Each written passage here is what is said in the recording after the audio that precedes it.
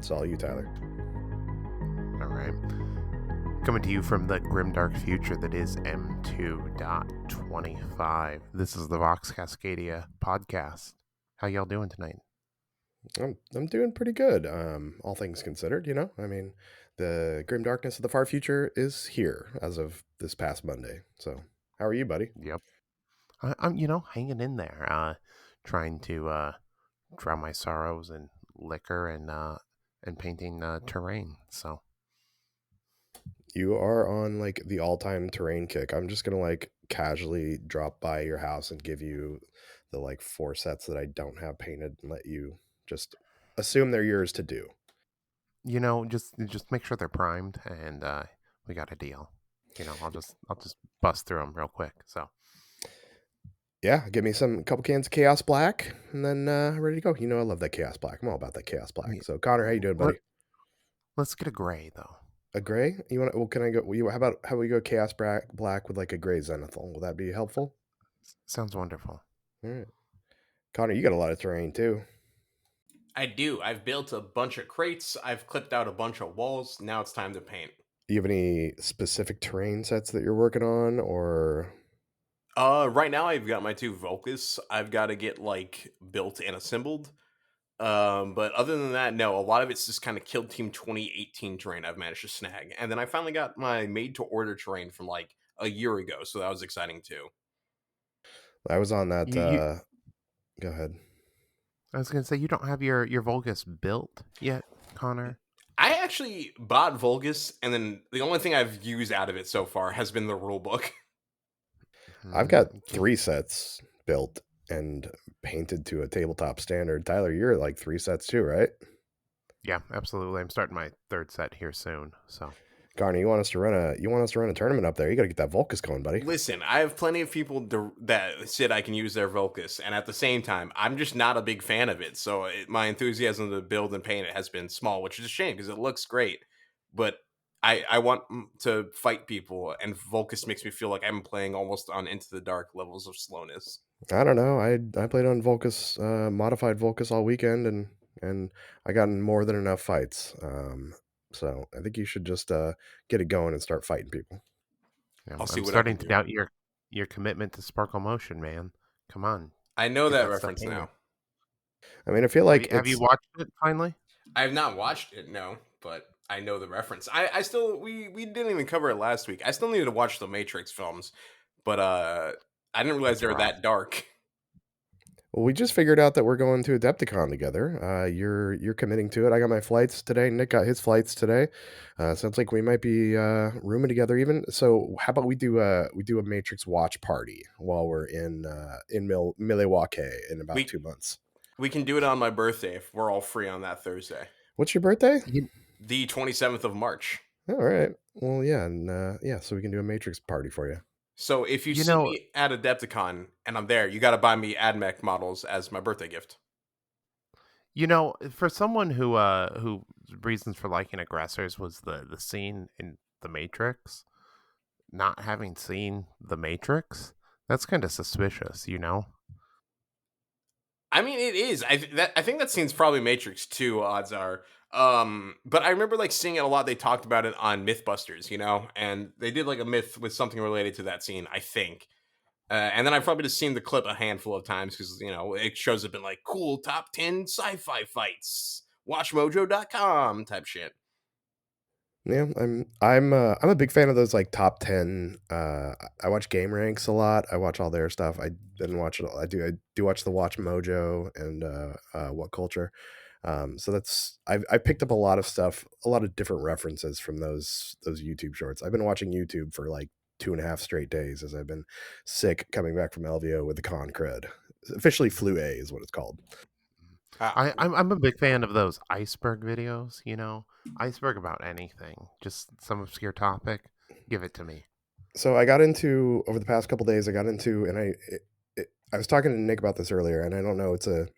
Whenever I find someone on YouTube, and I'm like, oh, I like their content, but they're a little bit edgy. I'm always concerned, and they're not blatantly like liberal. I'm always like, oh, are they where do they fall? And so I've been watching Papa Meat. I don't know if you guys have heard of him. but he did an iceberg video on looks maxing, and uh, it's some wild shit. Like you beat yourself in the head with a hammer for some stuff. There's like pushing your tongue up the top of your mouth, but yeah. So that was my like Mewing? what? Yeah. Yeah, yeah, yeah. Mewing? Uh-huh, yeah. Mewing. Yeah. No, I mean, it stuff's crazy. Like, anyone who makes fun of that stuff is probably, at least aware enough to not be on that pipeline, right? I'm just always afraid though because I can never tell, and I'm always I'm reading the dungeon crawler Carl books, and like it doesn't seem like it's right wing stuff, but I'm always worried, and even like I've kind of like looked on the internet to see if I could find stuff about it because I always hate to like find that turns out that 10 videos in they're like just anti-Semites or something. Yeah, far too common of an occurrence, honestly, in this day and age. Let's not be afraid to call people out when we see it. Maybe not on the podcast, but other places. Because shit like that sucks. Yeah, for sure. Like I mentioned though, I was at LVO. Actually, real quick before we get to LVO though, I want to mention our Patreon. So uh, we are at patreon.com/Fox Cascadia podcast is what it is. We'll have a link in the show notes.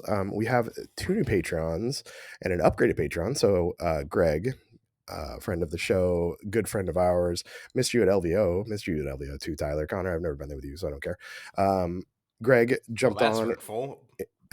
jumped on in the buy Chuck a beer level, and Rob McLeod, the hobby Highlander himself, jumped on as well too. So we appreciate the support. I did see Rob at LVO, and Rob's in California, and he his house is still standing. It sounds like he had just some cleaning to do, so that was great.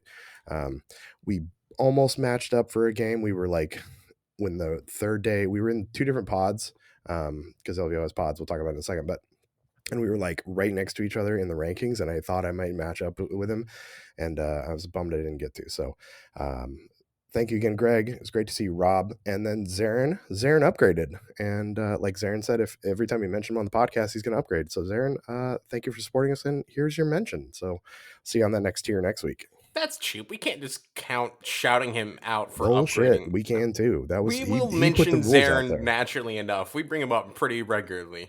I did hang out with Zarin like half the weekend, so Exactly. Hey, Zaren's so cool. I love hanging out with him. So I love seeing all you guys. Like, honestly, this community has brought me to so many wonderful friendships. And going to tournaments, it's like hanging out with friends. So if you haven't gone to a tournament and you're listening to us, go to a tournament, even if you're not in our local area. Support your local TOs. Go meet your local community. Make new friends.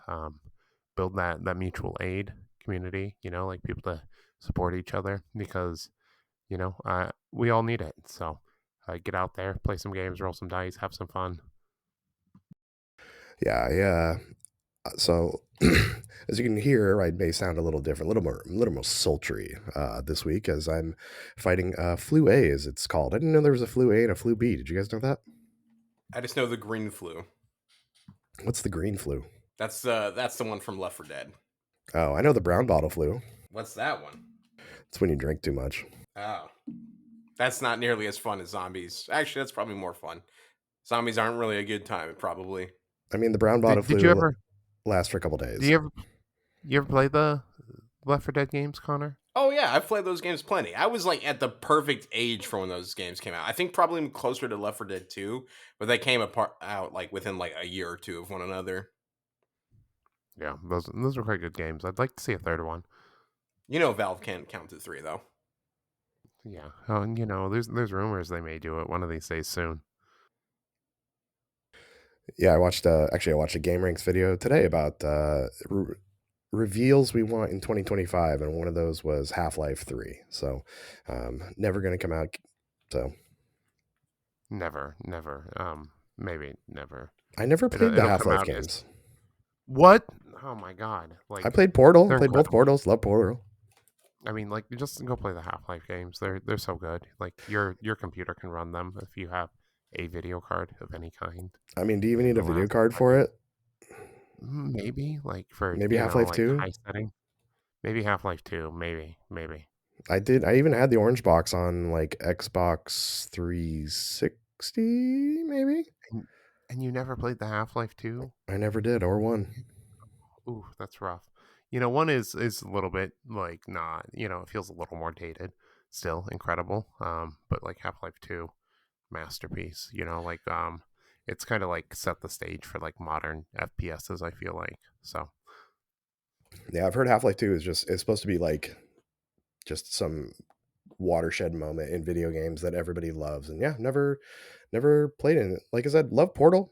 Played the shit out of Portal, played the shit out of Portal 2, but never fucked with Half-Life.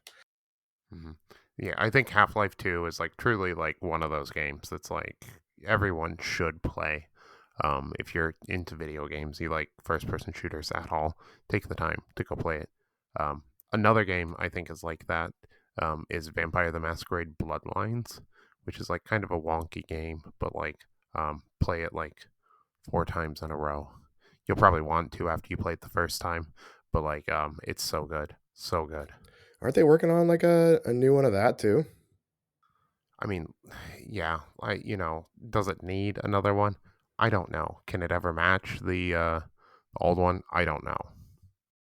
No, I think I saw something that they were. But speaking of games, let's talk about war games and Kill Team. So Yeah, you uh, you played some games this weekend, didn't you? Like I 9 of them? I did actually. I played more games this weekend than I have played altogether since probably Tacoma Open last July. So I played nine games this weekend in Las Vegas. Wow. Yeah, um, I took the Rekkas. I had 3 games of Rekkas going into it, and now I have 12 games with Rekkas total. So, um, but for those who don't know, I'm sure you know, you're listening to this podcast. The Las Vegas Open is in Las Vegas, obviously, at the Rio, just off the Strip. The FLG is the one who Frontline Gaming is the people who put on the major event, and Squad Games is the people that run the actual kill team portion of it. We talked to Dakota a couple weeks ago. You can go back and listen to that for kind of a pre LVO tease for it. But yeah, it's a great event. It's over 3 days. It's Friday, Saturday, Sunday. You play 3 rounds each day. This was I think it was a 155 player event on a mix of open and into the dark. The So official biggest ever for any kill team, which is yeah, sick. yeah, it beat itself, which last year was the official biggest ever. Now it's again the official biggest ever. But uh, how the event is run is basically you have all the players are broken up into 2 groups.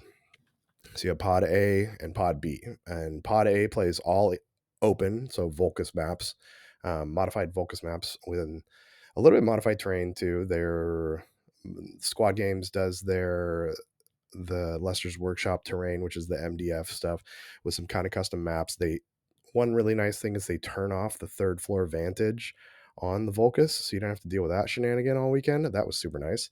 And then the other group plays all day on Into the Dark for 3 games. Then on day 2, you switch. So like I started on Into the Dark, played Into the Dark all the first day, played Volcus all the second day, and then day 3 um, both groups are mixed together for a final tournament, and then you can just get basically a mix of whichever board you're drawn onto. I ended up actually playing 3 days of Into the Dark day 1, 3 games of Volcus on day 2, and then I actually drew into 3 games of Volcus on day 3, so didn't have to go back to Into the Dark, which was kind of nice.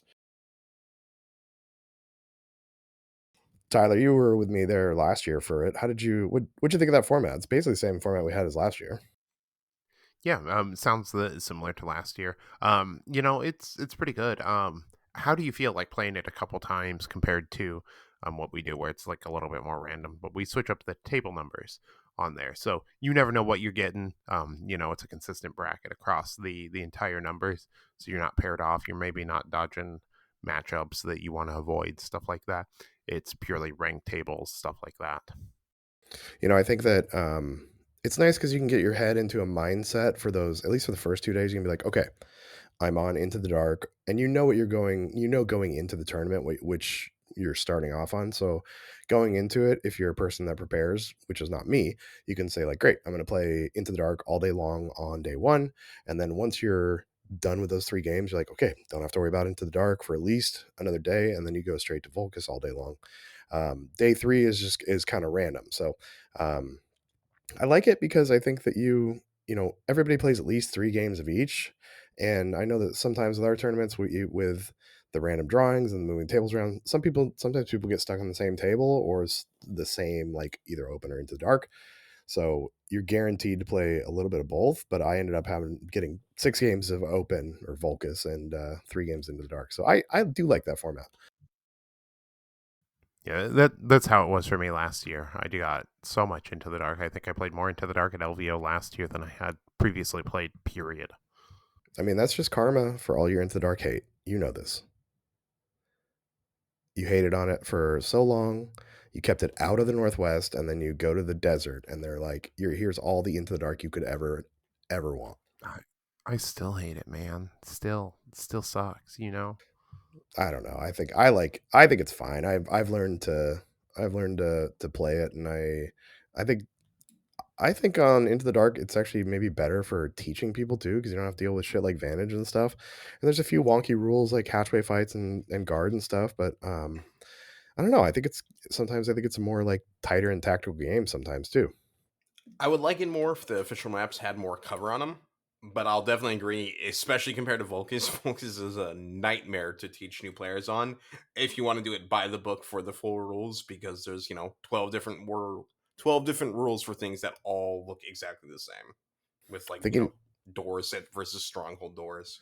you need to get those custom Into the Dark maps that Tyler did. So and those add a lot of extra cover, especially those giant fucking rooms that you have there. Yeah, I just think Into the Dark's not my favorite. Um, yeah, I like Classic Open so far the best. Good The old the thing I will Octaries. say, yeah, there's all different kinds of terrain too. The thing I am seeing with this, because I've been working on other maps and other layouts and stuff like that to try to get, just everything going. Because I have a lot of terrain, a lot of different kinds, and I'm finding it's difficult to put 3 objectives and some solid terrain together. I'm having a difficult time to put what I feel like is a balanced board together that doesn't feel feel like it gets clogged up really fast with terrain. Well, I played on some. I thought the maps were good. There was a few little changes because some of the terrain wasn't exactly what Dakota had originally planned it, but he made it work. And I thought the maps were really fun. I really enjoyed the open Volcus maps. I only played on the MDF stuff because he had a couple 3D printed sets and which were pretty much straight Volcus, but the MDF ones had a few extra gaps in the walls. So there was a few spots where, like I said, I brought Rekkas. My 32 millimeters and my squigs could actually run through the walls. My boss knob couldn't, but so it was a good experience. But um, excited to go back. I think I wasn't gonna go to begin with, but there was a lot of people that I wanted to see that I hadn't seen in a year, and Sean actually talked me into going because he had a Bean needed a roommate, so I got to go stay with Brandon Bean for a couple days, and I'm glad I went. Hell yeah, man! Glad you had a good time.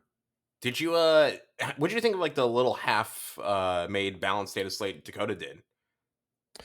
I thought it was really good. I thought it was very helpful actually because we'll talk about my games in a little bit, but I went into Warp Coven twice, and I went into Legionaries twice, and I went into Plague Marines once. So them not being able to do their psychic bullshit multiple times per turn was good. I also didn't have to deal with people standing up on that stupid third level, and yeah, so I think, and I don't think it was like I don't think it by any means like nerfed those teams, but I think it was more it helped with the balance a little bit overall. Yeah, I agree. I like pretty much every change I saw in there, and it's a lot of stuff that I'm like, yeah, this just kind of feels like what I can imagine GW doing. Like, yeah, you can't use a counter to go on guard. That seems crazy good, especially if you're on or no, only a handful of guys can do it from conceal. But regardless, it was a solid change, and I was glad to see it. Yeah, there was a lot of really good changes in there. I think it's a lot of what the community wants to see from GW. It's a lot of what we've been asking for. You look at the discussion, and that's pretty consensus of like what I see people coming to for the fixes. Um, you If know, we ever get them. if if we ever get them one day, someday. Well, I was joking earlier. What if we got Pariah Nexus out of nowhere? They're just like, no, end of season. Actually, we're terminating the game. We're gonna redo it from the ground up, in 1 year out of nowhere. That'd be fucking crazy. I don't think that's happening. I'm not trying to panic anyone. I don't believe that this is still an active and live game. We will get the Kyle's, or data sorry, not right. Kyle. Tyler's leaking his NDA. It's 100% happening. Kill Team dead game. It's over. That'd be so fucking crazy if that actually happened. So I mean, they would kill the game if they did that, and I think they like us. At least they pretended they liked us for a while. So, um, yeah, I mean, like we did get like in the middle of the previews, they were like, "Hey, yo, like Kill Team, that's still a thing, like we still own the name Kill Team. You guys are gonna like get something some point at some day." So, that was reassuring. well, while we're on that, while you bring it up, let's talk about the previews. So, we didn't get any kill team, unfortunately, which was a big bummer. I was Boo. able to attend the preview, which was nice. I mean, basically, you go watch the video an hour before everybody else, but it's still nice to feel kind of exclusive. Um, so let's see, we got some Blight Grave Lords for Age of Sigmar, so that looked cool. Yeah, I'm not Um, a Age of Sigmar guy, but those models look sick. And if I was to be a Sigmar guy, it'd be that faction. So I'm just glad to see them always getting cool new models. The one Yeah, with that the box is really tempting with all the skeletons for me. it's just a good box for like now that we've got these PVE missions. Zombies exist in Warhammer. Just call it like warp shit exists. Why not just have it one mission? You got to fight off a horde of skeletons, like Jason and the Who doesn't Argonauts or love whatever. skeletons? Yeah, Yeah, like skeletons can fit in any game. Skeletons with swords, like they're always around. Like that's basically what Necrons are, skeletons with guns and swords. yeah. Humans always leave skeletons. You're always seeing skulls left on people's bases. Now you can put the rest of them. um, let's see. We also got some new Black Library stuff from I think they're the Oh yeah. Minkalesque novels. Yeah, Those with the those look command super cool. squad. Super good. And then we got the Necromunda Ash Waste ones. Those look Yes, amazing. I'm Necromunda so always looks excited good. for them because Yeah. For sure. Ash Waste has been a good time, and I love the Nomads as this like Fremen mixed with Tusken Raiders. And for a while, they've had a lot of stuff that like you could kit bash, which is totally the point of Necromunda. But it's just easier when you have sometimes those upgrade sprees because you're like, I don't want to have to make a third heavy blaster. I just want the bit. And now the bits are coming, and they're all in plastic, and they all look perfect. All right, But and like then these are whole new units for it with whole new like house book too for Oh yeah, Necromunda. yeah. So They're getting that's like gonna an be upgrade exciting. sprue, new unit. It's great. all right, Yeah. and then I'm gonna step away for like 5 minutes while Connor, you can talk about what the AdMech got. Not a ton, honestly. This was something I knew that was going to come out probably because there's always been like two forms of this robot, and then we got the one form, and then the other form was left in resin and then quickly removed from the store. So then when they previewed it by accident, and everyone was like, "Oh my god, AdMech are getting new 40K units," I was like, "You're all just dumb, unfortunately, and you're going to be upset when this comes out and it's not for 40K." And no big surprise, it was revealed for Horus Heresy, like anyone could have guessed, and then people were upset because they're dumb. I don't know. The AdMech fans just refuse to turn on their brains at time, which is a bummer. Sounds about right Well, I based mean, like, on the AdMech fan yeah, I know. you're all like lobotomized servitors at this point. Like let's be real. There's like one tech priest every 100 billion servitors. I don't know the ratio, something like that. But it's a So running joke that AdMech fans seem to think GW hates them because everyone's like, "Oh, this," every faction claims GW hates them, but we've got a large amount of people that claim that, and it's getting a little old. yeah, I think it's hard for Eldar to claim that GW hates them anymore after all of the True. previews they got to.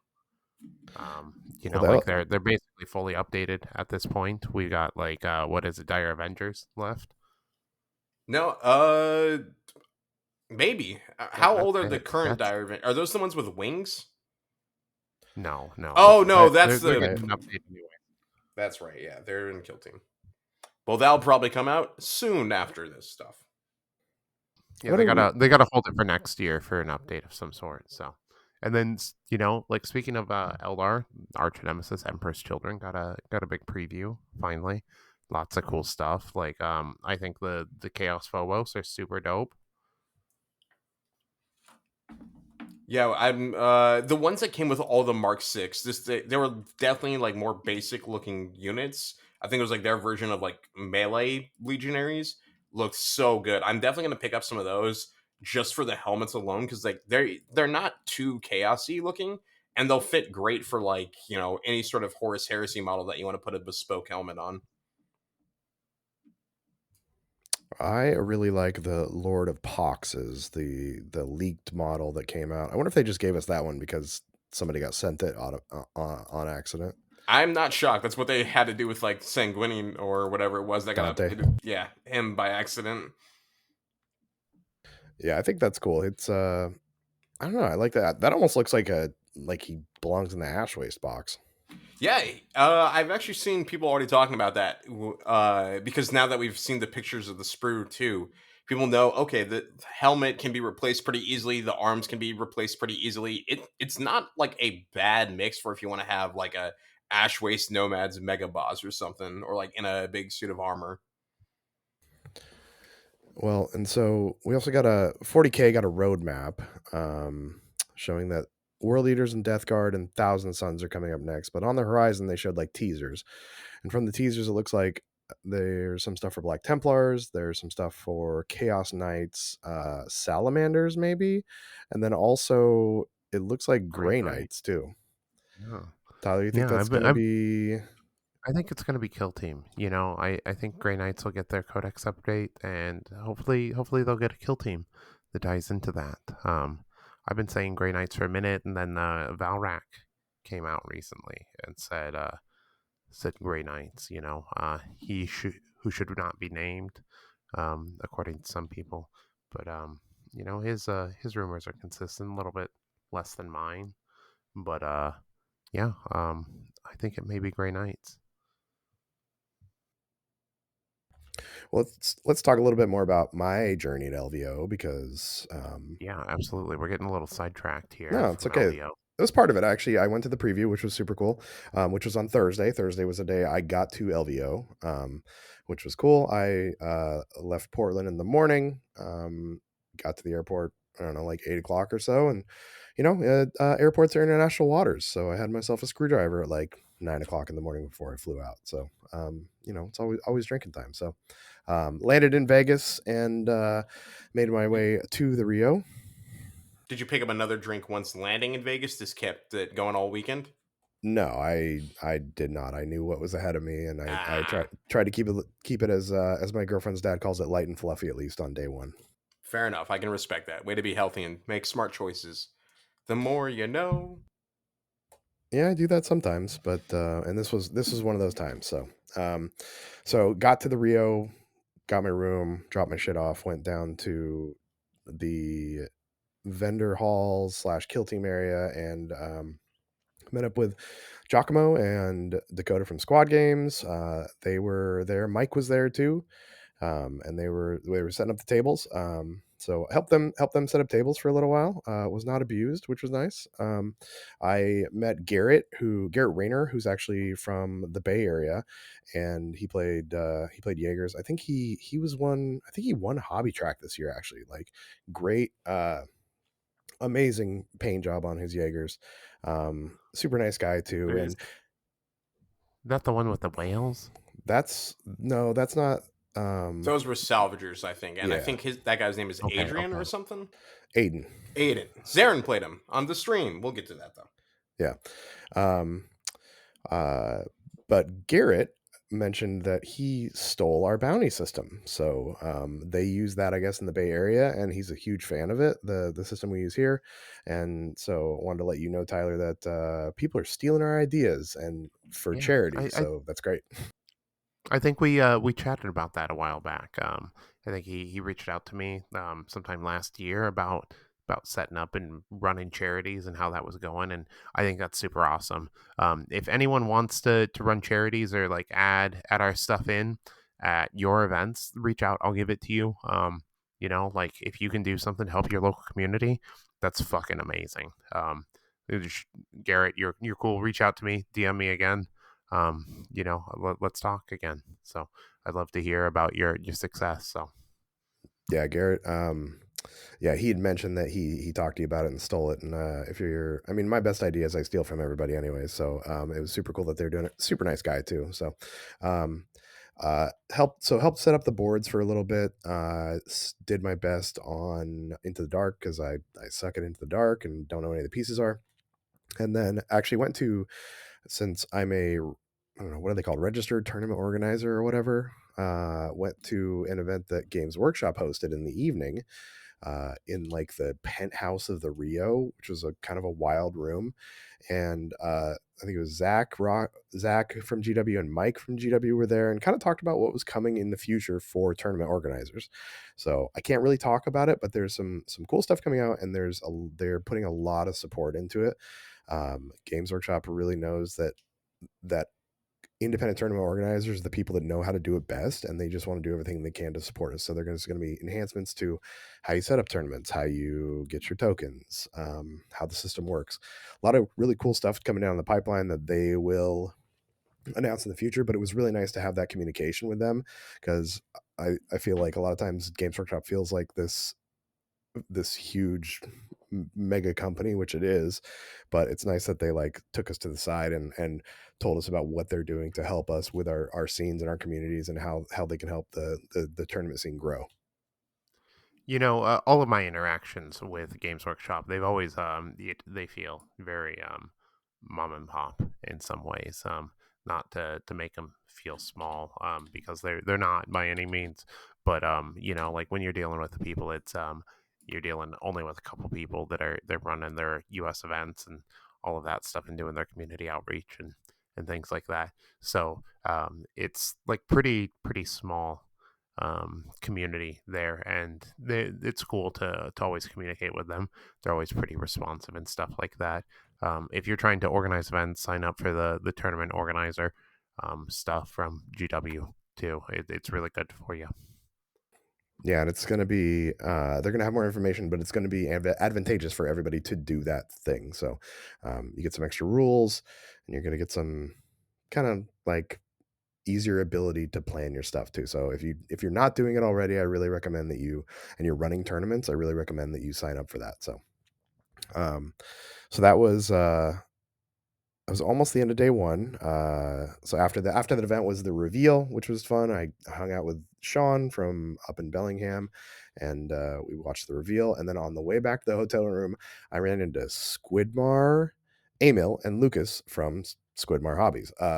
Super cool, like very nice, very friendly. Like I ran into a bunch of like different influencers there and like YouTube people, and everybody I've always ran into there has always been super nice. Like even different personalities than you have, like than you see them on there. I mean, Squidmar name and Lucas are always super nice, if not kind of like sarcastic on their videos, anyways. But really nice in person. And also, ML is like tall as hell. I'm like 6'1", 6'2" in heels, and he was good 4 or 5 inches taller than me. It was wild.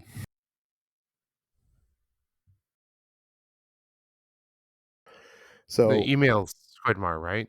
yeah, yeah. Okay, Lucas okay, is the Harry yeah, Potter looking guy. You were posting the okay, yeah. photos, and I showed Sierra, and she's like, "I don't get." She's like, "I'm sure they're cool people, but I don't get why this is exciting to you." I'm like, "That's fair." It'd be like her saying, the a pro baseball player type thing. She's like, "I'm sure they're cool, but I just don't know them, so this is no meaning to me."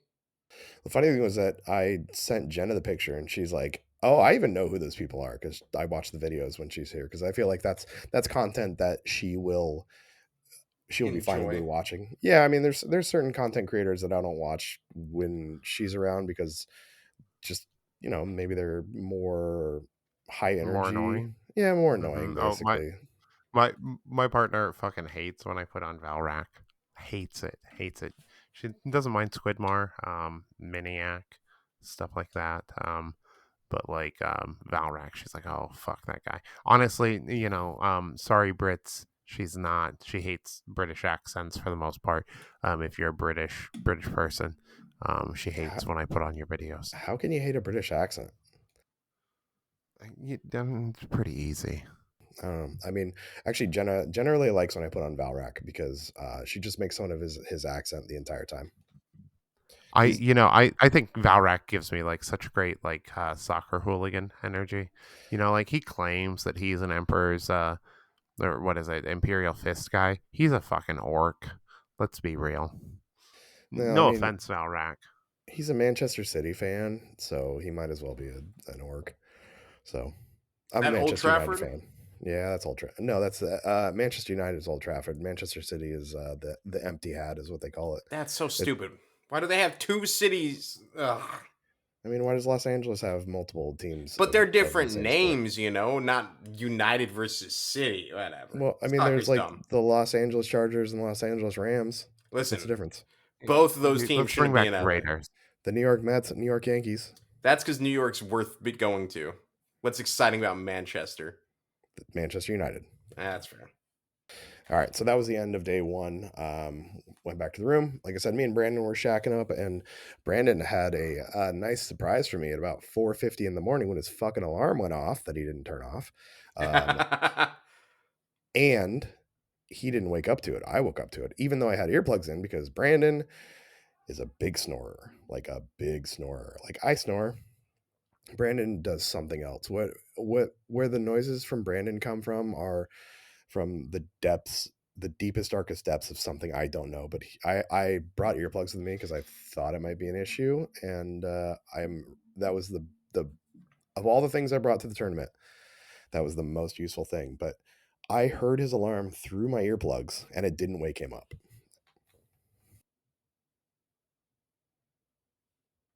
That's brutal. I've shared a house with Brandon when we came down for I think Blunt Force last year, and I could hear him a little bit because we were like on the same floor, but I can't imagine being in the same room. That seems brutal. My dad was a snorer growing up, so I could hear him from my bedroom and stuff like that. I drown it out at this point. I I can do okay with snoring, but this was something else. This was like I could feel his snores in my chest from a bed away. So got a nice 4:50 wake up and then another like 6:30 wake up because he had another alarm on. Thankfully, he actually shut them off the next day. So day one, I met Robin from Chicago, and they were super nice. They had some amazingly painted Harlequins too. Apparently, they're an Adepticon regular, so hoping to see them in a couple months too. Then I think they did pretty good with their Harlequins, but really, really super amazingly painted Harlequins. I don't know if Zach got pictures of them. I know Zach got pictures of a ton of people though. So I also got to meet George Pratt from Vox Scream, the competing Vox podcast. So I think we have to do maybe a Highlander thing where there can only be one Vox podcast, but probably not. We'll maybe just play Guild Team. But I think we're gonna have George Pratt on the show. If you haven't listened to their podcast, go listen to it. It's a pretty fun one. But I met him, super nice guy, and I think we're gonna do a little cross Vox stuff coming up in the near future. So they got a tournament coming up in a few months that we want to have him on to talk about. Maybe next week even too. Also got to see, let's see, who did I see? I saw Josh from Vegas, who I met in Tacoma. I saw Ethan from Vancouver, listens to podcasts. So hey, Ethan. And yeah, and then ran into Jeshua and Jimmy Kelly. And if you remember from last year, and actually, by the way, this is our 1 year anniversary. This is 52, episode 52. We've been doing this crap for a year straight. It's kind of wild. That's wild. Yeah, congratulations, guys. Yeah, I mean, we haven't missed a week either. So it's pretty crazy. But ran into Joshua and Jimmy Kelly. I played Joshua round one last year, and Joshua kind of derailed my entire LVO. And Very rude of him. How dare he? I know, super great kid, yeah, super great opponent. Josh was like, we're in the same pod together. And Josh was like, we're gonna play today, and pairings had not come up yet. And I'm like, no, we're not. I'm not gonna play you. You can get it. You just go away. Um, and of course, I get drawn into Joshua round one. So round one was versus Joshua. Joshua brought Legionaries versus my Rekka crew, and it was on Into the Dark. And I proceeded to get pummeled. So I lost like 13, what 3-18 or something to Joshua. I got absolutely dumpstered. My one my one moral victory was the fact that I frustrated Joshua because he had two legionaries up behind a door with the door open, and I ran a squig up next to the door, and I was like, "What are you gonna do?" So he didn't know what to do because squig can blow up. I can make its blast bigger to encapsulate both of them. So he steps back with one, shoots it with a bolt pistol, and I'm like, all right, well, cool. And on the squig, I can roll 2 dice, and on a 4+, I get to blow it up, still get to do some damage. I roll a 1 and a 2. So, Should have rolled better. that was I afterwards I was thinking I should have rolled better, but that was hindsight's 2020. It's okay. But It happens to the best of us. yeah, my super cool play that I was going to do, and I was super proud of, frustrating Joshua, to the point he actually told somebody about it later, and it just whiffed on everything. So That's how it goes. You got like a good mental play, a good mental block for your opponent, and it just will never work out. And that's just what happens in this game. yeah, so it was on Into the Dark. I think the map was loot too, so it's pretty versus Rekkas especially. It's pretty uphill because I'm only 2 APL, so I can't open doors and loot points. So I lost pretty bad. So he did charge his demon mode anointed into my one of my squigs though, and my squig blew up and killed the anointed from full health. Nice, that's awesome. Did you get anyone with the exploding hammer in melee? Not in that game. In some of my later games, I did, and I'll talk about that in a little bit. But yeah, I didn't get anybody in with that one. So that was my first game. how are you liking the Reccas after that first game?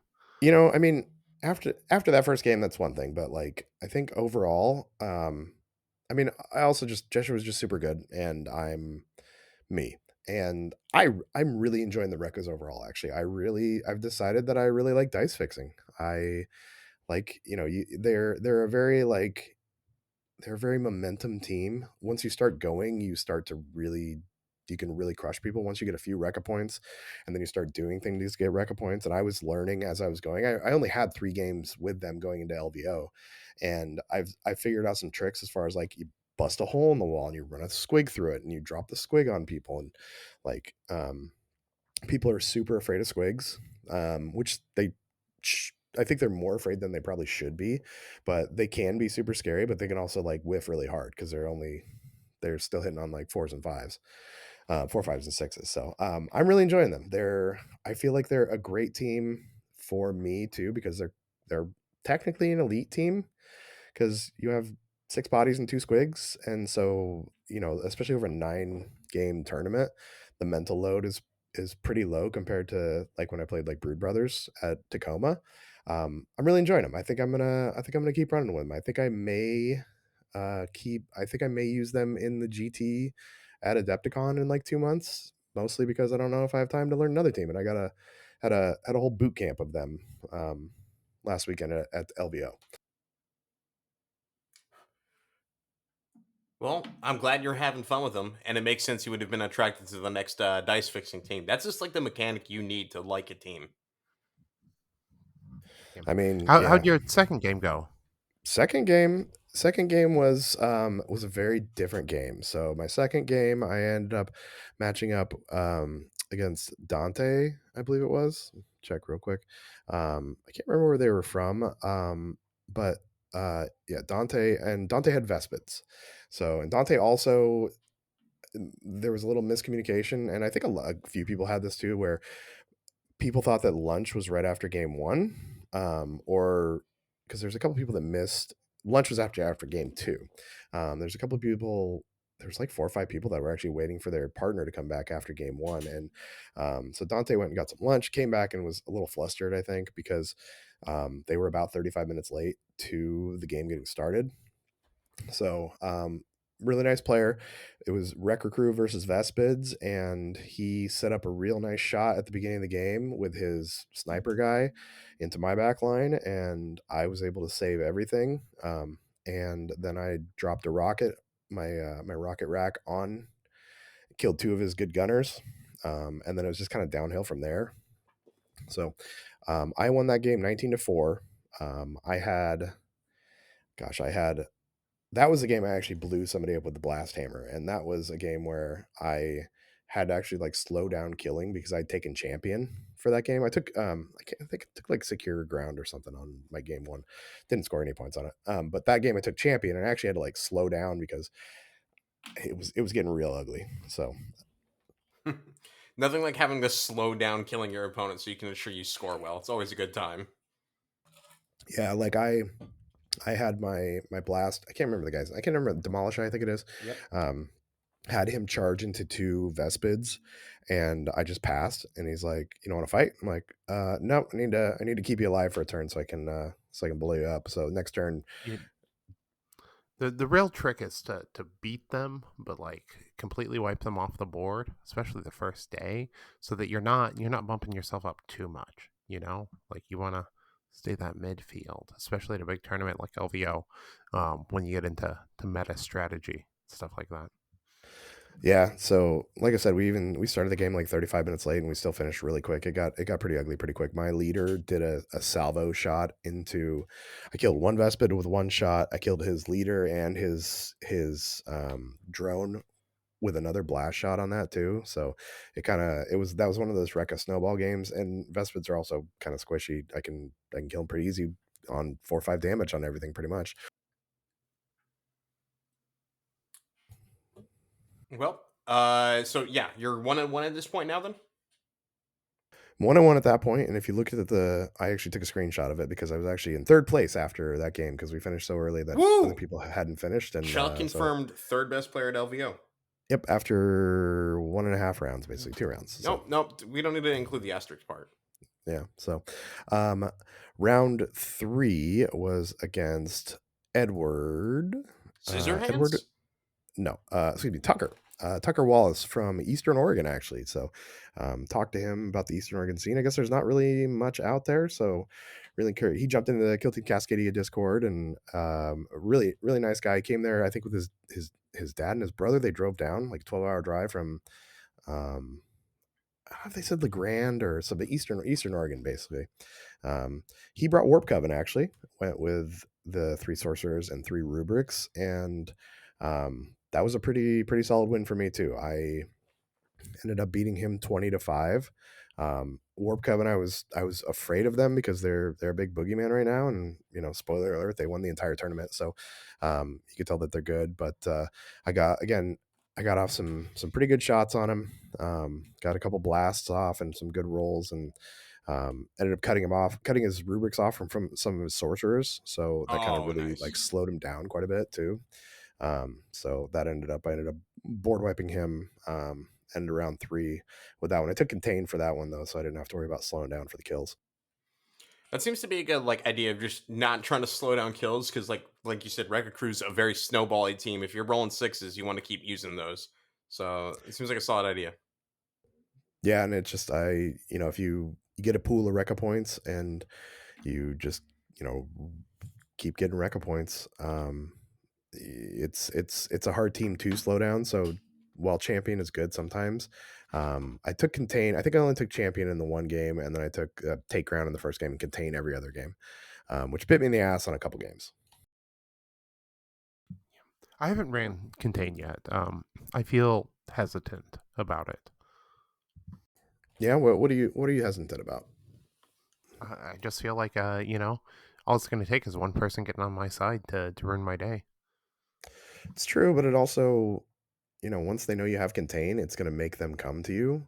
So if they were going to want to shut that down, then they're going to have to. It maybe will change their game plan if they didn't want to come to your side of the board. Like if they want to just keep their point and then keep work on the center point, but now they have to move into your side of the board. What if you both have Contain? That happened actually in a couple games. So in my last game, game 9, we both had contain. So then it becomes a situation where you push at each other and maybe both deny contain, um, but it's who can get deeper into the other, eh, who can get deeper into the other opponent, and then also just the kills on it too. So that was the end of the games on day one. So ended the day 2-1. That evening we went to the Taco Bell Cantina. It was myself. We had Sean, Brandon Bean, Zaren's wife Kelly, Sean's wife Jamie, also Alejandro and Barry from, I think they're up from your area, Connor. A couple super Yeah, nice yeah. dudes. Alejandro's a local for me, so I was glad he was able to meet up with you guys and hang out with some people from the area. Yeah, they were super cool. And I guess Alejandro was actually he's a big Fallout New Vegas fan.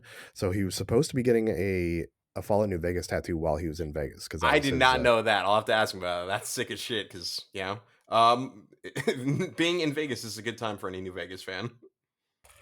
yeah, he I can't remember what the tattoo was. It was something very it was like a I can't remember. Um but yeah, he was excited to go get his tattoo. He was thinking about doing it at the Rio, but he was kind of questioning the talent of the Rio artists. I think that's pretty reasonable. Getting a tattoo in Vegas, while there's some great talent there, a lot of the strip artists are questionable. I Yeah, do love that Tyler, of course, naturally, like Tyler, for anyone that hasn't seen him, he's got a bunch of tattoos and they look great. But it makes sense that Tyler would have knowledge of like where to get good tattoos in Vegas. I mean, for you to say that all of my tattoos look great means you clearly haven't seen my Mickey Mouse tattoo. So That's fair. I have not seen that one, but I mean, just in general, your tattoos look good. Like when you're looking at Tyler, you're like, oh, nice. Those are some cool tattoos. If yeah, that's what I wanted. Like, really, people are like, "Oh, why'd you get that tattoo?" It was to look cool. If anyone ever tells you anything different about their tattoos, they're a liar. 100%. What do you mean you have deeper meanings to your tattoos, like familial bonds or like friendships that last forever? No, it's because you want to look cool as hell. Right, absolutely. That's why we do everything in life, right? It's why I got into Warhammer. I knew babes would think it was cool. we need to have a talk about that then. Sierra thinks it's cool, and she's a babe, so it works out. Does she? I mean, she thinks it's You cool know, that I have a good time with it. She's- you know, I the number of women I had talk to me when I used to work at the convenience store and be interested in me and like give me their phone numbers while I was painting miniatures because I thought it was like kind of artsy and cool was surprising. Yeah, I've done a lot of like warhammering in the dating scene, and I've never had a. I've always it's always been like a, oh, okay, well, that's that's something. You're just not meeting the right women, then, Chuck. Except I for did meet the Jenna. right woman. Yeah, well, now you Shut up, have. Connor. I just meant back in that situation. Jenna, I All love you. right, I'm sorry. me too, Jenna. So that was the end of tournament day one. Day two, Bean's alarm did not go off at 4:50 in the morning, which was very nice. Yay. Uh, Game one was into Warp Coven again versus Alec. So back to back Warp Coven games. And this game was really tight. It literally came down to the last shot of the game with my Rocketeer. He had one of his rubrics just outside of cover, like maybe a centimeter outside of cover. And I was able to get two crits, I think a couple hits. I had some Rekka points. I made 6 hits and I got a kill off of that. It bumped my kill grade up one. I was able to score contain on it as well too, and it like flipped the game. I think I only won that game by like 3 points, and it was all on that basically that last dice roll. So it was a really tight game. He's a great player, super nice guy too. Is this on you? Sorry, open or into the dark? So actually, all day one, previous 3 games were on open. Excuse me, Gotcha. into the dark. This was on open. So, Gotcha. Okay. Okay. and then yeah, it was actually 12-10 that I beat him. So Nice. so Sounds like a so these very good one. yeah, it was super tight game. Good, really good player, and it was like I said, came down to that last dice roll. Game five. Then I was into Mike Cortez, who, if you are tuned into the like world championship scene, you may have heard his name. Uh, Inquisitorial Agents player, and has had a golden ticket before and played at the world championships. He he beat me pretty good. I lost 16-10. My dice weren't great, but also I think I was too aggressive and I got myself into some bad positions. I think I pushed up a little bit too far into him, and I should have sat back because I ate a Melta into my boss knob on turn two with whatever their thing is where they can do basically remove cover from 4 inches. So I pushed up a little bit too far. I should have stayed back a little bit. So that kind of screwed me. But um, you know, meant it was time for a drink though, because I had a loss that day, so that was good. But nice guy, and like really, really, really good, really tactical player. I think that that's always a good policy. Day two, first loss, you can start drinking. Yeah, Like I Diet didn't Dr. Peppers? no Okay. adult drinks. I didn't actually start drinking after my loss on day one because it was at that point like 11:30 in the morning. So um day two though, and it was actually lunchtime as well too. And oh, so we went to so this Tyler, you remember the cantina we went to last year where they had I some do, I so, do. some pretty good food. It was even like last year when we went to the canteen, I guess it is. There it was opening weekend, and the service was, I mean, besides Greg's sandwich, the service was pretty good. It took us 35 minutes to get a freaking burrito. Like me and Sean and Bean all went there to go get burritos, and we had to I didn't even get to eat my burrito. I literally just like got it, took it back because our lunch was over, and I had to like throw in my backpack. I had it for lunch the next 2 days actually. So Ooh, that's real rough. I think I ended up ordering ahead a lot of times on the after the first time day, you know, because there's like apps that you could do that on, and then you go grab it. Um, yeah, yeah, but yeah, we didn't do that, and we got kind of screwed. Actually, maybe that was day one for lunch, but because I think I ate it for the next 2 days. But yeah, it was. It took us 35 minutes to get a burrito from there. It was kind of disappointing. Uh, so that was game two. Game three. So actually, I think what happened is day one is when I got the burrito. Day two, I went up mhm. to my room and just ate the half of the burrito because I didn't get to eat it the day before. Game three was against Edward he was from Leicester in England actually. Asked him what his favorite football team was, and he gave me the thing that happens whenever you ask somebody from England who doesn't have a favorite football team. He gave me kind of like the shy like, oh, I don't really like football. But he said he's going to be a Manchester United fan now, so appreciate that. So, and that was into novitiates. So Edward and his stupid blinding aura, great player, super fun guy actually, um, beat me 19-9. So at this point, I'm 3-3, and I this was one where the squig, uh, the squig didn't do work. So I had it set up. He did his like dash move at the start of turn two, but I had my squig set up and I charged into his icon and one of his other guys with the squig. I rolled 18 dice. I didn't get a single six, and both of his squig died. Squig killed himself, and then both novitiates lived on full health. I think I hit one of them for like that, four, and then they healed right back up. that sounds about right. Like with novitiates currently, like like for legionaries to be able to not put out enough damage consistently to kill one, crazy. Yeah, it was I just whiffed all my dice. It was pretty bad. But then and they that wasn't the thing that lost the game. The novitiates are really tough. Shutting down my rocketeer with blinding aura with the flamer, and then the flamer ran up and killed my boss. Yeah, they were a good player, really smart player, and I got outplayed on that. The dice that didn't help because that was like two guys I would have taken out. But I don't think that's what lost me the game. Where would you have taken them out to? I mean, where would a squig take a couple of fine are they Scholar Progenium girls out to? Yeah, I mean, They are. I feel Yeah, like a yeah. squig would have a good time at a water park, like going down the slides, you know? Probably. Yeah, I could. I mean, they're novitiates. The They're not in full plate armor. So They won't drown on the the water squig. slides, that's good. This is sounding a little sus, you guys. Squig and some novitiates go to a water park. I don't Tyler, get your mind out of the gutter. I was having a perfectly normal fantasy here. I don't. This seems like one of those things that's like directed at children, but is like not safe for children. Like really, like the penises in Little Mermaid, like the cover art in the clouds.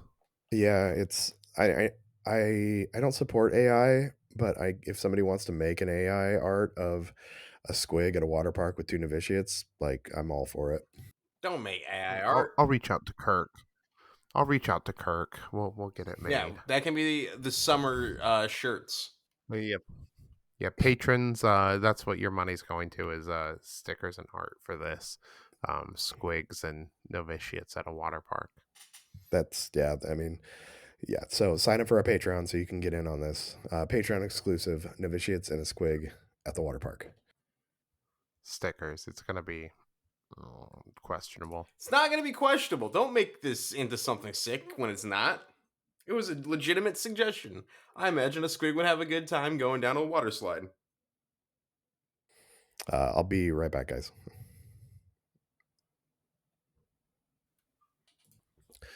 All right. So after my stomping at the hands of the novitiates, that was the end of Two. tournament day 2. Yep. And so went out to dinner with Zach, Bean, Sean, and then Sam, who was the ultimate winner of the tournament, actually. So, and actually, before we went out to dinner, though, I watched Sammy and Bean play on Beta Decima for their like I think it's their Cadia Fight Club tournament that they're in.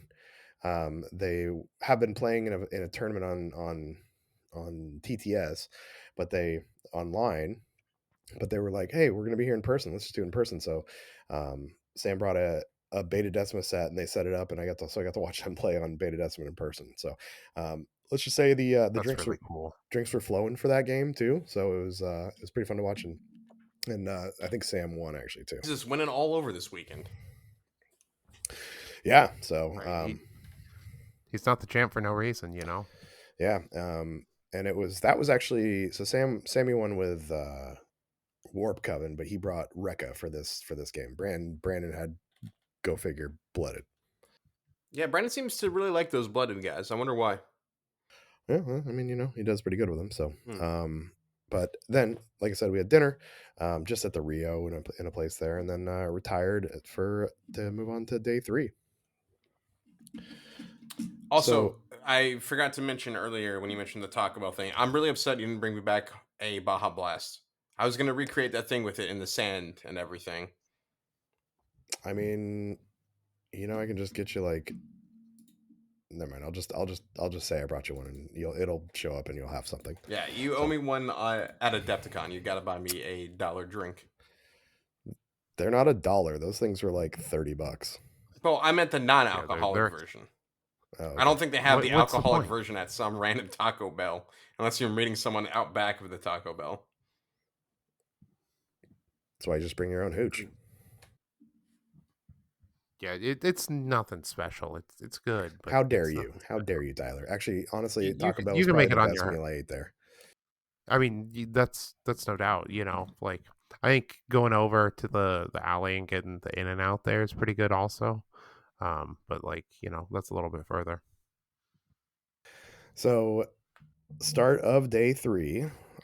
Day 3 was Rekka on Rekka Violence. So I played Matthew Melton. So he goes by Melty. I think he's from the SoCal scene.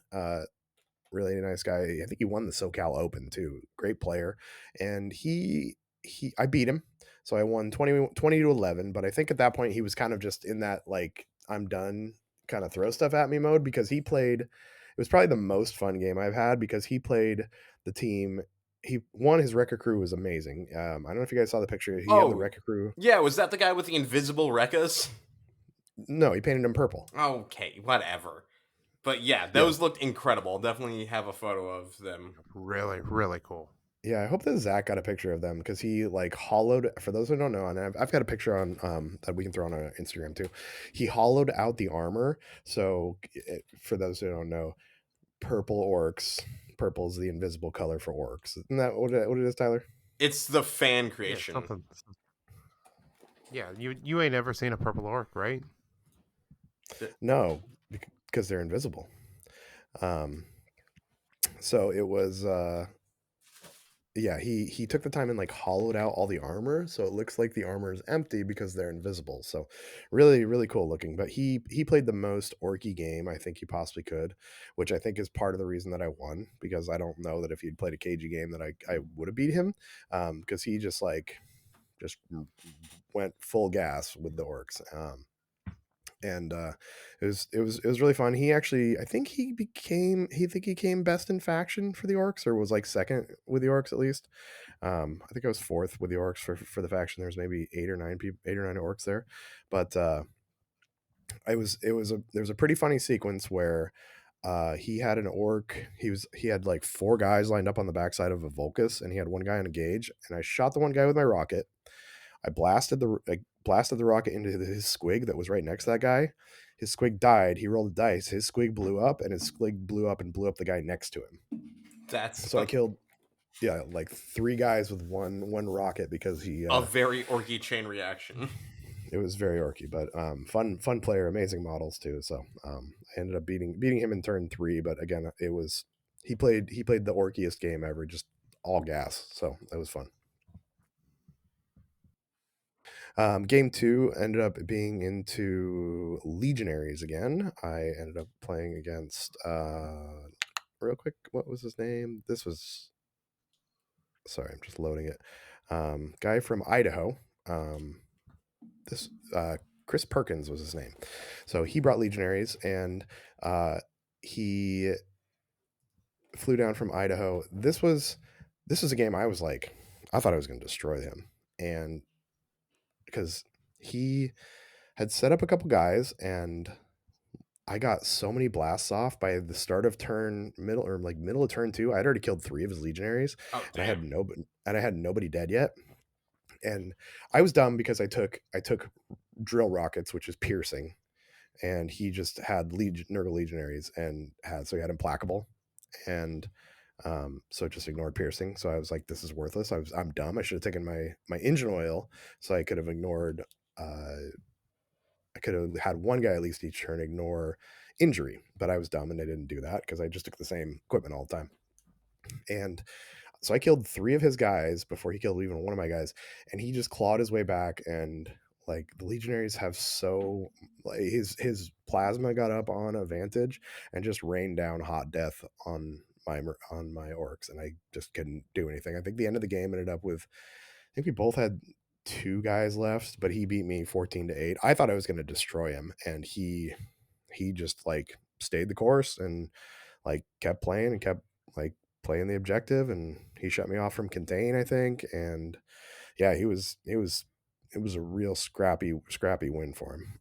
Nice. That sounds like a good comeback for him. You fool on bringing the drill rockets, but it is what it is. But it seems like a Yeah, I good mean, game overall. At least you got to kill a bunch of stuff. oops.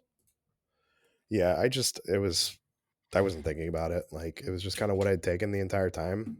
I hadn't, my one game against Legionaries, was against Jeshua, and I don't think he had Nurgle anything. I think he was like Slanesh and Zinch or something, and so it didn't matter. And I didn't even think about it until like we were in the game. I'm like, oh, that guy avoids piercing. He's like, yeah. I'm like, oh, well, all right, well, that was worthless. Great. It happens. It's like you said. It's day 3, so your brain's complete mush. Yeah. So, um, game 3. At this point, I'm 4-4 too. So and my goal going to LVO was to go at least 5-4. That was kind of my ultimate goal. I knew I didn't have the reps in with Rekkas, and I knew that there's a lot of strong teams, and I didn't know where Rekkas fell in the meta. I feel like they're pretty solid. I don't think they're crazy overpowered, and I don't think they're crazy underpowered. I think they're good, but so this is my chance to get to my 5-4. So game 3 on game of the day, and game 9 overall was against Kyle. Kyle's from Texas, and Kyle brought Plague Marines. So and this was a, what was it, a hamburger deployment, I guess. On all 3 of these games were on open, by the way, on Volcas. And it was a pretty tight game. One thing he did that really ruined me, and if you're playing against Rekkas, do this. He used his Nurglings on my leader, so he took him down from 2 APL to 1, and I was standing behind a door and couldn't do anything, and he just kind of like walked up to me and shot me a bunch of times. So basically, like, lost my leader without him doing anything. Um, Ended up beating him 13-10.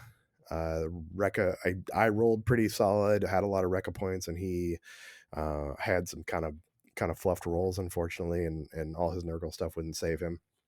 I did have a couple things that I really liked where I used the bruiser or whatever he is, where you can push people. So he had a guy outside of charge range and a guy inside of charge range. I ran up to the guy in charge range, hit him, pushed him an inch away, and then got myself into engagement with the other guy. So that's a pretty fun thing you can do. You can actually like move yourself into like double engagement range with stuff. So Nice, that's cool. yeah. Can you push the opponent's model, right? Yeah, you push yourself and you push the opponent's model. So you Oh, okay. basically Gotcha. I was you gonna put say, can you push him like since you charge and fight, then you get the third APL. If you push the guy into another opponent for like a double blast attack or something, that'd be pretty fun. you could do that, or you can spend a CP to fight again too. Oh yeah. So at that point, what you could even do, like if you're playing in somebody squishy and you killed them, you could push them. And basically, what works is you can do what's called smash. So if you strike you can move your opponent in 1 inch in any direction. They just have to end farther away from you, and then you move 1 inch, and you just have to end within control range.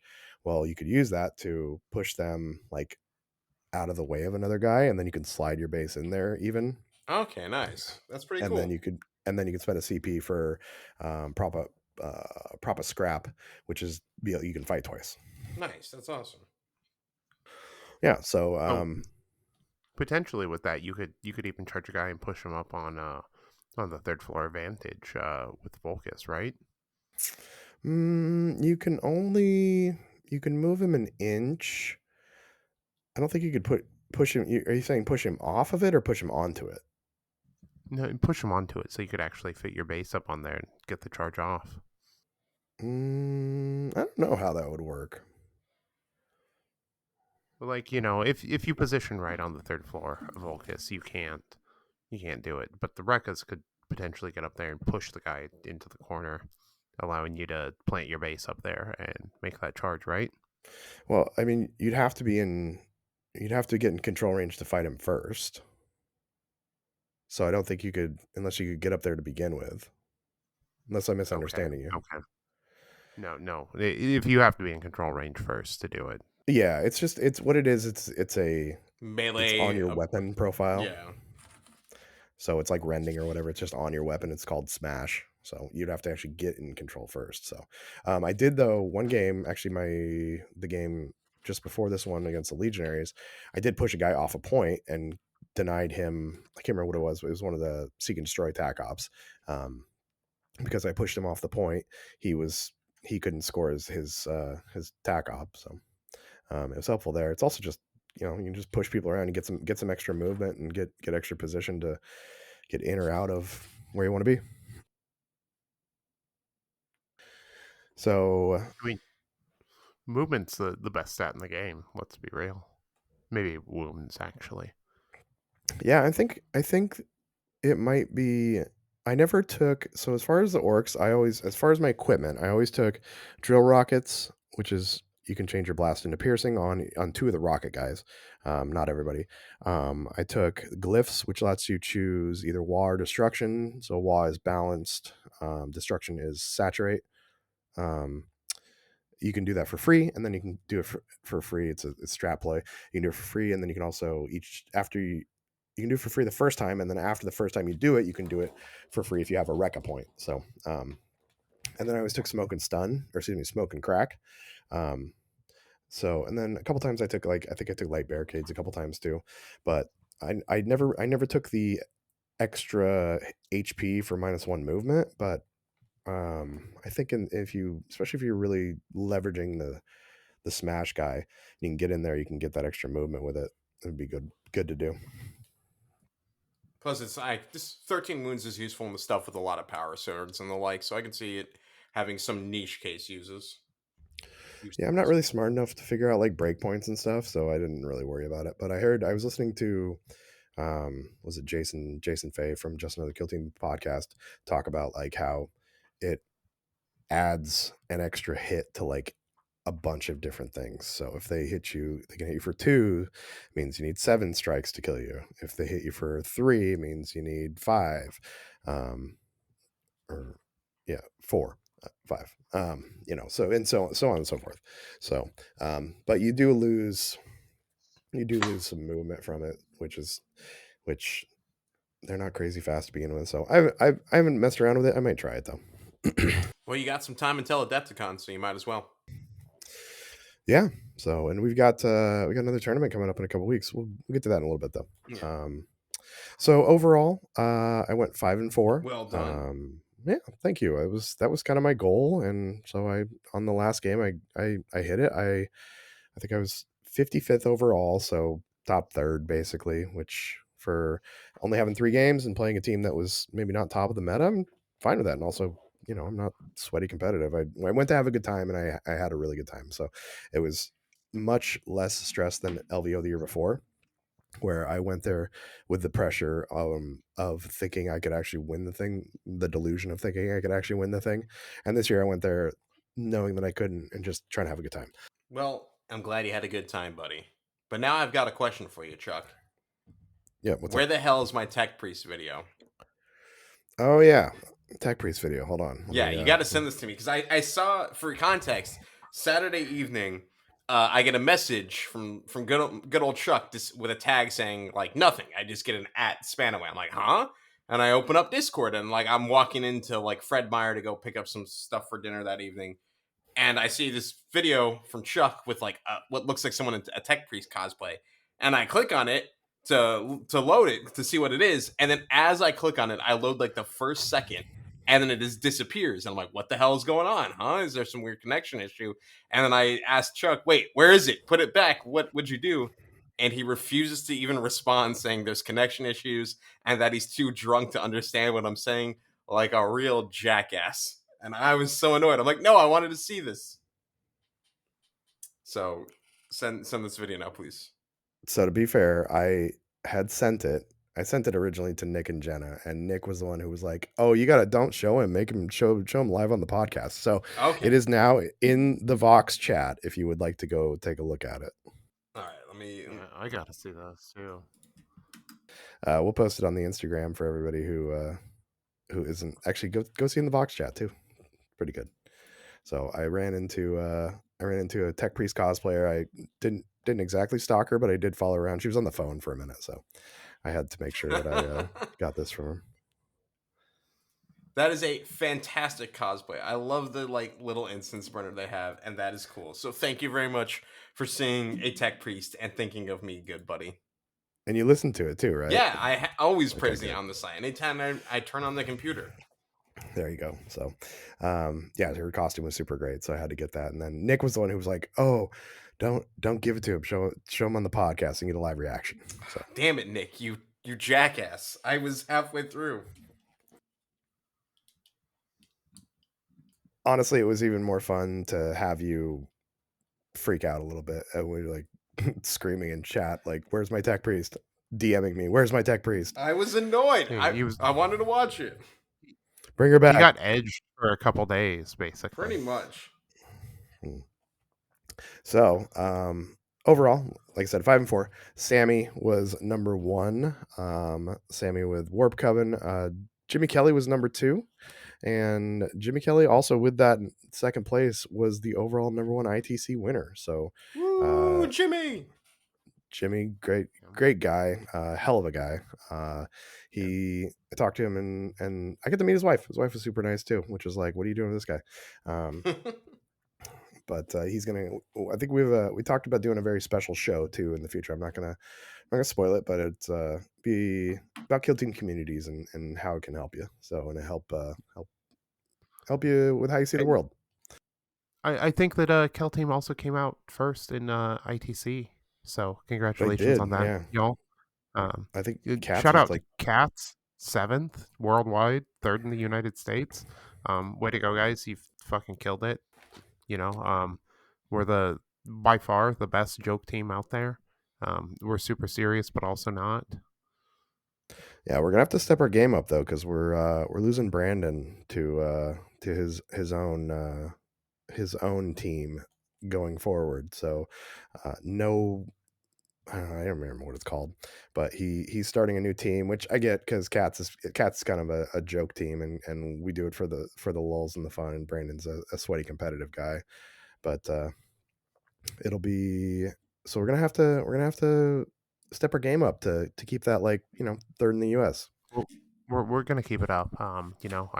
I want to keep cats up there. So like I said, while we may be a joke team in some respects, we are serious competitors. You know, when you see someone from cats, expect a very solid game across the table from you. Yeah. Connor, did you say you got to watch Zaren's game? I didn't get a chance to go back and see it yet. Yeah, it was Zarin was funnily enough the first game of LVO streamed by Squad Games, so it was very cool to be like, oh shit, I know that guy. He managed to snag out Yeah, the win, and it was a great game. really good game to watch. So And I think all those replays are up now. So if you want to go back and see it, you can go see Zaren and his Phobos. I think you can see me. Apparently, you can see me on stream eating a donut too. Oh, So is that what it was? But yeah, you yeah, were so briefly in the background when like talking to Zarin, but they were interviewing Aiden. yeah, I was. I think I was talking to Zach at the time, and Chris Fitz pinged me said something about me eating donuts. So I flashed him some, as he called them, gang signs. In America, we call it the peace sign, Chris. So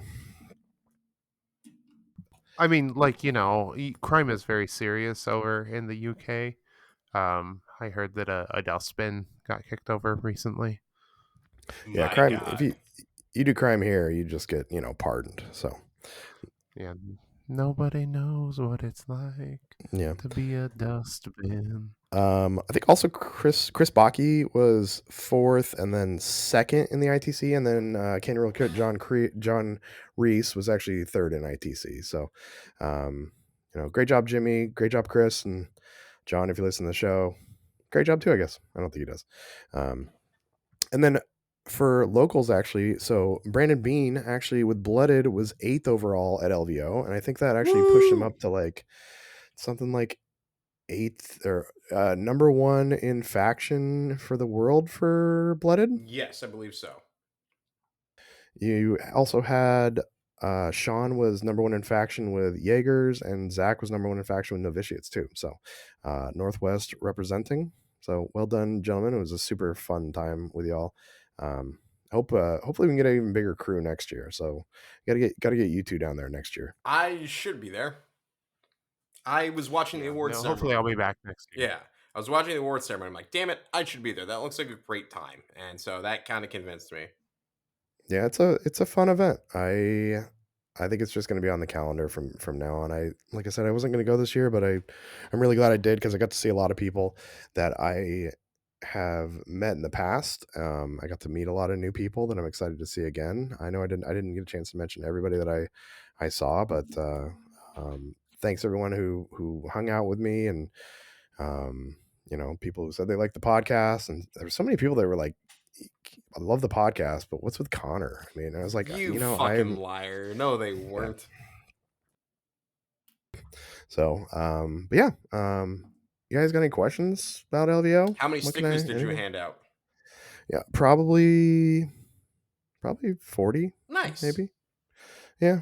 I mean, that's probably being generous, but everybody I talked to, literally on the plane ride back, I sat down and there was a guy next to me, and he was a younger guy and he was coming back from Vegas, and I was like, oh, what took you to Vegas? He's like, oh, convention. I'm like, oh, cool. I'm like, what? He's like, well, what were you there? I was like, oh, I was there for LVO. He's like, I didn't realize it was this weekend. I went to the vendor hall and I bought some Eldar and stuff, and then I did my thing and we started talking about Kill Team. He's from Portland, lives in Wilsonville. So I talked about Kill Team. I got him on the Kill Team app, and I'm like, hey man, like you got, he's apparently he's like I used to be a few years ago, where very avid collector, but not an avid player. So hopefully I told him about Shiv games, about Wednesdays and Sundays down at Shiv, and he's in the Discord now. So hopefully he can jump in and get some Kill Team games. But yeah, even on the last minute, I was talking Kill Team. Way to go, buddy! I'm proud of you to be shilling it at any given moment in time. Yeah, for sure. My plane ride home though was not very pleasant, because if you can hear the sultry voice that I have now, because I ended up with the flu. So actually, like Sunday evening, throughout the evening, I started to feel like I was like, "Am I just exhausted, or am I getting sick?" And then like we got back to the hotel room, kind of checked out early that night. Went to bed, and yeah, I had a fever all freaking night, and like sweating. It was hot and cold, and like Like the I Katy Perry song? yeah, yes and no, and in out, and but Up and down. up and down, Wrong when yeah, you're right. black and white. We fight. Yeah, but it was not fun, and so I was gonna take a car to the airport with Brandon and Zach because they were kind of leaving about the same time. But I was like, you know what? I don't want to get you guys sick. I know Brandon slept in the same room, but he we didn't snuggle that night, so it was. I took my own car, got to the airport, like just felt like shit. Bought a mask for like $6. I bought a chapstick for like $6. I was gonna buy Advil too because I forgot to take Advil with me, and I had a fever, had a headache, and I got there and it was going to be like $1 a pill for Advil. And I was like, I will just sit on this. I'll just have a headache for the next 3 hours. Like, I'm fine. So, like, plane ride home, masked up the entire way, and just like it was miserable. Like, got home, took a handful full of Advil, and it helped a lot. I just laid on the couch the entire day. Monday, when I got home about noon. Went into work yesterday for like 2 hours, and then took the rest of the day off, went and laid on the couch, and then took the day off today. I've been literally just watching YouTube, laying on the couch all day for like 2.5 days, basically. So should be good to go back tomorrow. But man, it was rough. I think I'm gonna mask up on planes from now on. Like I don't Yeah. know that I got it at LVO, but yeah, I don't. I what I've been dealing with for the last 4 days is not worth not wearing a mask on the plane. Yeah, go get your flu shots and COVID shots, people, especially before you come to a tournament. Always a good thing. You know what sucks? I did. I actually got them in December. Oof, oof. Yeah, I went and got Jenna had me get the COVID and flu boosters, and still cut right through me. So Confirmed. I'm It's hoping it's that all a conspiracy. It doesn't work. People, wake up. yeah, come on, sheeple. By the way, if you guys didn't know, you can actually get flu tests now. So Fred Meyer or Kroger, wherever you're at, has COVID, flu A, and flu B in all in one test that you can buy. So I tested yesterday and confirmed I had flu A. So it's ruined my weekend plans, and I'm making the most of that out of that YouTube Premium that I pay for. So Oh, look at this guy being a bank dude can afford YouTube Premium. I there's very few services that I want to pay for, but YouTube Premium is one of them. Just because I it's worth it for me, just because I watch so much goddamn YouTube. I have been on a 6 month run of free YouTube Premium, and it's gonna be hard to go back. I'm gonna be honest. I'm telling you, I had YouTube Premium for a while, and I was like, you know what? I'm gonna go back. I'm gonna shut it off. I shut it off for like 2 videos, and I was right back to it. I needed it. Needed no commercials. Yeah, I mean, like my partner put on some YouTube. Like I ran out of it, and she put some on, and I was like, "Oh, this is awful." And luckily, I had a free offer in my inbox, and I was like, "Okay, I'll take this for a little bit longer." But like it's like I said, it's gonna be rough. I don't know. I don't know if I'm gonna be able to give it up. Yeah, I'm signed into YouTube at Jenna's place, and she's very sweet and will um, watch it on her profile rather than mine, so she doesn't screw up my algorithm. But as soon as I'm at her place and I see a commercial come on, I'm like, no, just fuck my algorithm, turn it off. Let's do this. She's always just watching like lo-fi chill, like smooth coffee shop vibes or whatever. So it's not that bad. That's what I've been playing for the cats when I'm away at work, and now my algorithm is very fucked as well. Yeah, I ruined my algorithm over the last couple days too. Now it's like almost just basically like reaction videos to, like I said, that Papa Meat guy, Shoe on Head. I was watching. Oof, oof. Yeah, I don't know. Yeah, Yeah, yeah. um, Boxy is she's definitely a reactionary these days. I don't think that's Boxy though. I think Boxy was someone That else. is that is Boxy, man. She turned into Boxy, or Boxy turned That into Shoe no, on Head. no, that is Boxy I think for you're full of sure. shit. I gotta look this Who up is now. No, Boxy? that is. She's Shut up. she, Shut up, Connor. he's too Just shut young. up. I'm being Yeah, sincere. I just don't. I don't. No, I don't want to hear it. Like you're on God's internet and you don't know who I Boxy is. actually don't, or at least it's not ringing any bells. He's too young. That's all I gotta say. Um, but like, yeah. Um, I watched a Mass Effect video, like just like one video about Mass Effect a while back, and all it just wants to show me Mass Effect videos recently. I don't think you're right about that. I think no, I don't think so. Let's see, hold on. Boxy. So let's see. June Nicole Lapine is Shoe on Head. Who is Boxy? That's fucking Boxy, man. It Like, looks look at her. Look, Boxy is named Catherine Wayne. Okay. Yes, it looks exactly the same as like old school original Boxy. Yes. But it's not the same person. I'm sorry to ruin that for you.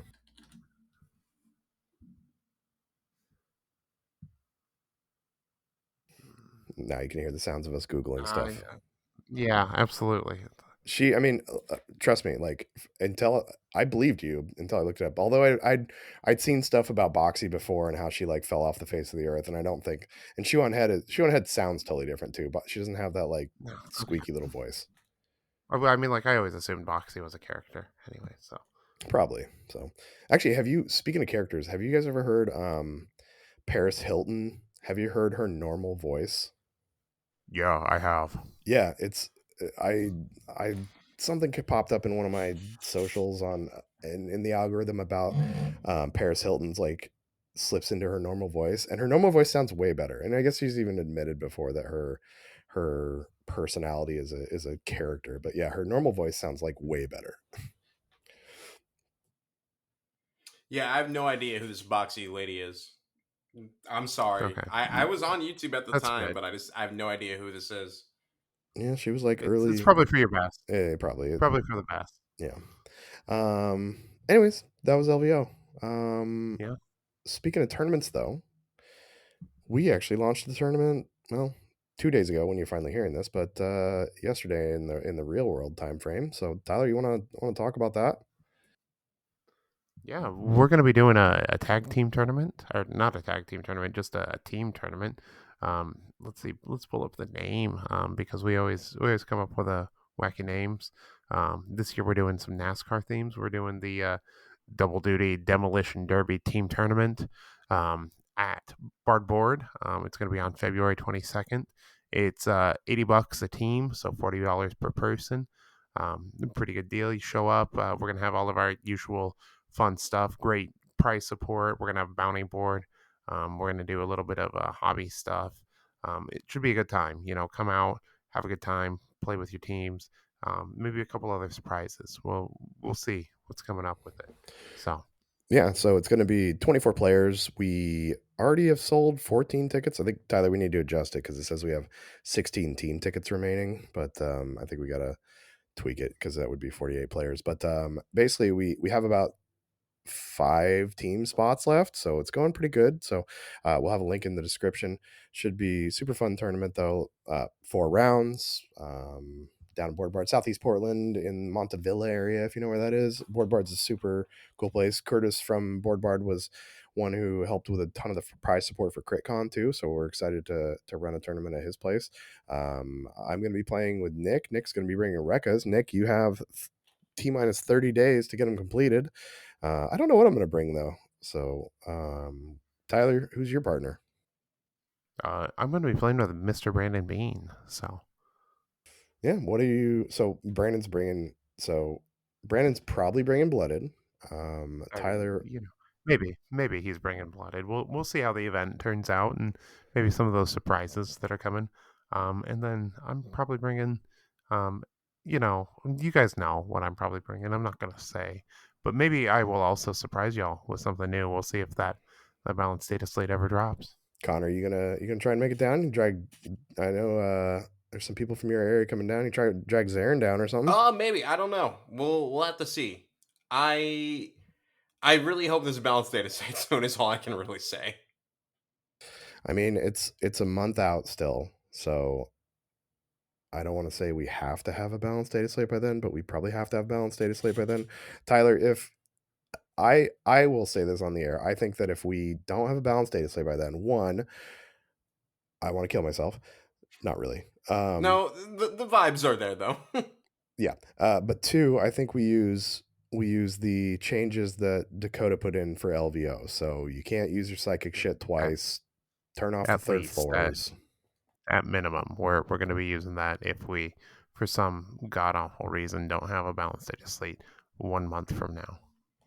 Yeah. So at the very least, if we don't have a balanced data slate, we will be using some balance stuff that has been put out in the community to make it more fun. Like I said, having that third floor of Volcus shut off, like Dakota's boards didn't even have the third floor on most of them because of how he built his MDF terrain, and it was very nice.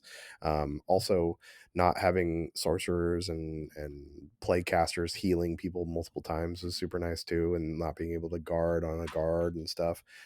That made it much better. Like I said, I took down Warp Coven twice, and I took down Plague Marines once too. So, and Legionaries should have won, but I was dumb. At least one of those. So, if you're kind of put off by where the meta is, we're going to make sure that even if we don't get a balanced data slate, that the game feels better than it does based on rules as written right now. Yeah, that's good to hear because we need some changes ASAP, please. Connor, I guess you're probably just waiting for. So we're going to Adepticon. You're going to play in the grand tournament with me, right? Yes, I am. Are you? I mean, I guess you don't. I think I'm bringing Rekkas for the grand tournament. I'll probably bring another team for pods and the team tournament with Nick. So I guess there's no point in even asking you what you're going to bring because based on what the data slate does, is probably what you bring, huh? A little bit because if AdMech get at least something, I might try them out a bit. But if they still feel terrible, I think I might just roll with Aquilons for a while because hitting on threes is good.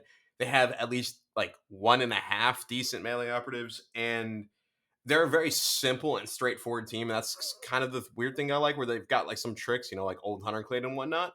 But just knowing, oh, this is how these teams work in the ideal scenarios, and I can just spam game after game of them and not really like overload my brain, is what led me to success last year. So I'm thinking maybe get those built and all that jazz, and just spam the shit out of Aquilons until Tacoma Open and try and maybe snag a top table again. Well, don't forget you've only got like 2 months before Adepticon. Yeah, I'm clipping stuff out for him right now, Chuck. Don't worry, buddy. You should be. You need to have them like built like this weekend because you need to start getting some reps in. Let's do this. Come on, Connor. Listen, if you can go to LVO with only 3 games, I can go to Adepticon with only 3 games. I don't think you understand that. That's kind of my MO. I did the same shit with Brood Brothers last year, and I had a better record than you. That's not true. I had a better record than you. Wait, fuck, how'd you finish? I finished below you, but my record was What better. was your You record? happened to It was be 5-2, right? Because I think I was 4 and no, 3. I think no, I think you were like 4. Well, let's hold on. Let's look it up. I know I had a better record than you though, because you Yeah, you because you I had a won higher the first 4 placing. and I lost my last 3. So you had to go Yeah. 5-2 then. I don't know. Anyways, I had a better record. But yeah, get on those. Let's get him going. So Nick needs some practice games with Rekkas too, because if he can't come down here and I've invited Nick many a times to come out for Friday nights. That's on him, not on me. That's not on me not having a new team ready or anything.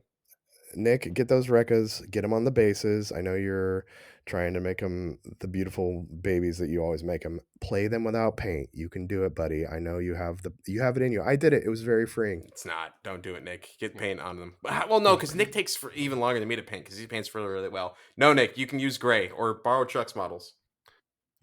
Connor, borrow the car from your girlfriend, and My wife. zip on down and visit your wife. Yes, you're right. Sorry, wife. Borrow the car from the wife and zip on down. If she'll let you drive that far by yourself, and see Nick and play some games, get it done, man. Just get them clipped out, get them assembled. So I was actually 4, 2, and 1. So Oh, fuck off. Hey, That is scoreboard, better. scoreboard. Yeah, but if we're gonna sort by top, who got 8th, and you got not 8th, you got lower than that. So let's. I was 13th, yes, but that was also just because you made it in the top cut and then fell on your face. You know what? Fair enough. No, you had a great run, and yes, you did place higher than me, but I had a better record than you, so I still stand by that. I mean, I guess this year will really determine how it what like this is the tiebreaker essentially. I guess so. Yeah. So, well, gentlemen, thank you for joining me. Thank you for listening to my sultry sounds for a good hour and 40 minutes now. Um, Connor, get your shit together. Come down in February. Come play with us. Well, maybe I'll have my Yeah, equivalents by absolutely, then. man. You should. I mean, like, what any weather is good priming weather as long as you have a covered dumpster, right? Listen, all I'm saying is that a spray can works just fine if you're doing like 5 models, as long as you have like a slight shelter of something blocking the wind, and you're doing it on a day that is not actively pouring rain. You want like a sunny day, which that day, the entire like week has actually been that. Not so much anymore because it's been actually really really cold, but like 45 plus weather, not in rain, that's fine. It's just got to be dry out. Yeah, Heat up your can, like throw your can in some, like run your can into some warm they're gonna water say in and the put it in some microwave. Do warm not water. put the can in the microwave. I mean, as long as you only do it for like 10 seconds, you're fine. I would just do the warm water So why is it not primed yet, because I Connor? haven't clipped them out. That's what I want to. Listen, I have a lot of projects I've been doing. Connor, do I need to paint up my Aquilons for you so you can come play them in February? Because mine are built and primed already, actually. Well done. You've been having a lot of fun with Kill Team. Yeah, well, I mean, you've been playing more than I have, so Eh, I feel like you'd be putting more time into building I stuff. actually haven't been playing a ton of Kill Team recently. I No, but you've got more game. I bet you have more games in this edition than I do. That might be true because I spammed a lot at the very beginning, and then I was like, ah man, my admech are ass, and that kind of hurt me for a bit. Well, you work on your Aquilons, and maybe I'll start working on my Aquilons because now that I'm done with the Rekkas, I need something to do between now and LVO. You're not gonna paint up Not LVO, Ratlings? Decepticon. Yeah, maybe. I don't know. I'm trying to decide what I want to bring to, because I think Nick's bringing Rekkas to Adepticon, but I think I might bring Rekkas for the GT, so those are good to go. I don't know. Maybe we'll see. But anyways, gentlemen, thanks for chatting. What's all our stuff? All our socials and stuff. At Connor. Spanaway, at Painting Cave Minis, at Lowbrow Minis, at Vox Cascadia. Happy 1 year. We'll have to do a giveaway or some shit. Probably when Chuck's less dead. Dicehero.bigcartel.com. Tyler, you got new stuff coming? What's in the pipeline, buddy? Yeah, we got Kill Team shirts are still out in the pipeline. Should be going to print pretty soon, and then we got another design coming up soon. Keaton's been working on, so just got to time that right for the right moment. So that'll be a limited release on that one also. So Nice. And then, like I said, we've got our Patreon too. It's I think it's patreon.com/Vox Cascadia podcast. Links in the description. Thank you so much for everybody who has pledged their support. Even if you're my girlfriend and you only did the buy Connor lunch, you didn't even buy me a beer and got called I out on it. appreciate my lunch money, so thank you, Jenna. No, she supports me more than anybody could ever know. So sexy time. Gross, But Chuck. This is a Christian Minecraft podcast. But no, seriously, it's you know, it's not free to podcasting may seem free, but it's not free. So we want to do some extra stuff this year, and so we appreciate you helping out. We love chatting with you, and we want to keep doing it, and we don't want to have to take from Connor's plastic fund. So thank you, everybody. Appreciate it, and yeah. So have a good night. Give me a real sultry one there, Tyler. Have a great night. Oh, I think I just finished.